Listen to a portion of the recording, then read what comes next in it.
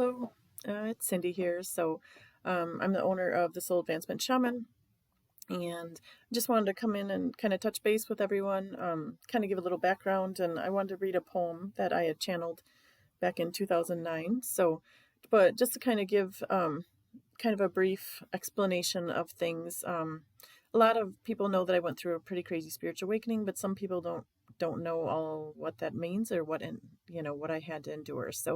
But basically in 2009 I surrendered to God, and I was like, God, I'm not a bad person. Like, I don't understand. All I want is someone to love and to be loved in return and be able to take care of my kids financially. I'm not asking for a lot. So why am I so miserable with life? Why, are things going so wrong in all these different areas? And, I was just very frustrated. So when that happened, shortly after that is when I started, you know, channeling poems. I was having different poems, different words coming to me, and I was experiencing visions. And shortly after that, then I was getting energy surges into my body, and then later I developed skills as a trance medium. So spirits could connect with my heart chakra. They would download information, then they would leave, and so I'd have these poems, after they left, to kind of share some information. And I knew pretty early into the journey that I needed to document things, because I knew pretty early on that I was sent here to do some different things, or to come to this life and to accomplish some different things. And what that basically is I kind of want to help people reconnect with love, and to overcome ego-based thoughts and fear-based thoughts that are, as we all know, plaguing this this existence insanely. You can't even turn on the TV without just terrible news all over the place, and the shootings, the just anger and greed, and it's all around us. It's surrounding us all everywhere. And why is that? Because of the fear-based belief systems that many people are holding on to. So with the spiritual awakening that I was enduring, what I was learning to do is overcome a lot of the different obstacles that my brain kind of had put in to place, belief systems and whatnot that had tied me to kind of a fear-based, existence. Because if you think about it, our culture is surrounded by fear. Even you turn on the TV and you're being told you need this makeup because you're not pretty enough. You need, if you drink this particular brand of, soda, you're going to be looked upon as, a cooler person. Or there's just belief systems that are pounded into us that are fear inducing. So, and with all this different things that we were going through, or that I was going through, I learned that I was going through Carl Jung's theory of individuation. His solar spirit had come to me and kind of helped me understand, that what I was trying to do is weed through all the belief systems that weren't allowing me to be true to my authentic self, that were keeping me tied to fear. And, I had to work through all that so that I could connect to my true authentic self. And what is at the core of who we are at our true authentic self? It's our inner connection to our inner God, or you can call it God consciousness. I like to refer to it as the higher realms of consciousness. But you're able to tap into a love-based mindset rather than, be completely controlled by fear that obviously isn't working, So when this was all happening, I had to see many medical doctors, because I worked in an eye office that was connected to a network of doctors. So I had to see, psychiatrists, psychologists, neurologists, and have all these different evaluations to kind of find out what was going on with me. They wanted to see if I had, a tumor growing in my brain, or what was going on. So basically, point of the story is, after a bunch of different tests and that, they were unable to find anything. So I was just very spiritual. So, but I did find a physician's assistant to help me understand that, I was getting animal visions and whatnot. They were helping me understand, there's messages, they deliver messages based on their personality traits, different animals and whatnot. And it's a huge key for animal medicine is in shamanism. So, and I'd learned that I had become a shaman. So what a shaman is somebody that can be connected to the physical realm, but also tap into the higher realms of consciousness.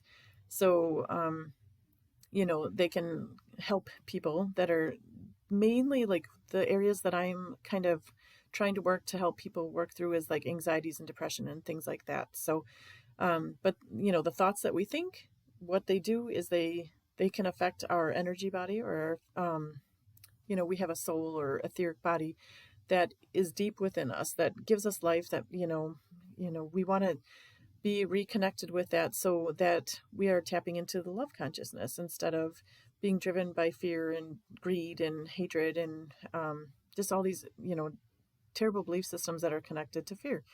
And so I was able to find a few doctors that kind of helped me understand what was going on and that. But one of the poems that I had channeled, like I said, it's always been a very special poem to me. And it's basically kind of reminding me and others when I share this that, we are experiencing a heavy amount, a lot of people are, of depression, anxiety, and whatnot. And, the medical world, their answer is throw you on an antidepressant and do, different methods, but a lot of them are kind of like a band-aid. They're not really doing what needs to be done to help a person get to the core reason why they are experiencing sadness. So this poem kind of taps into that. So I'm just going to go ahead and read it here, and yeah, so I'll start right away. So this was written on December 19th in 2009, and I just want to kind of give a quick note though. I had been diagnosed with many different things. One of the diagnoses at one time was that bipolar. And later, I did a bunch of tests and they realized that that was not, really, that wasn't the case. There was just, different doctors. I had 5 different diagnoses for different things. And the doctors didn't really know what to pinpoint it. So they're just putting their spin on to different things. But so I'm going to start off this poem. So it says, "Hello, me and my bipolar brain are here to tell you that we are very sane. When I needed help the most, the medical world was like a ghost. They were there to listen, but something was missing. They understood something was wrong. After all, it's not common to receive messages from a song, and all the poems that I began writing was good therapy for what I was fighting. But please don't forget to take your pills. Oh, by the way, here are your bills. I have only seen you for a half an hour, but I will fix you with my power. I will give you something which makes you less sad. That way you don't need to listen to our heavenly dad. What the medical world doesn't realize they are doing is covering up something that God is pursuing. When our brains are down and out is when God is trying to shout. He is telling us we need to change. Our life we need to rearrange. This change can sometimes take time. For me, my answer was to rhyme. For others, good therapy could be to sing, play music, design art, or do photography. But this fast paced world wants to be happy now, so they turn to alcohol, drugs, money, and pornography. Since technology causes things to happen so fast, we forget to look from cures from the past. We need to start to pray and believe if we want happiness to last.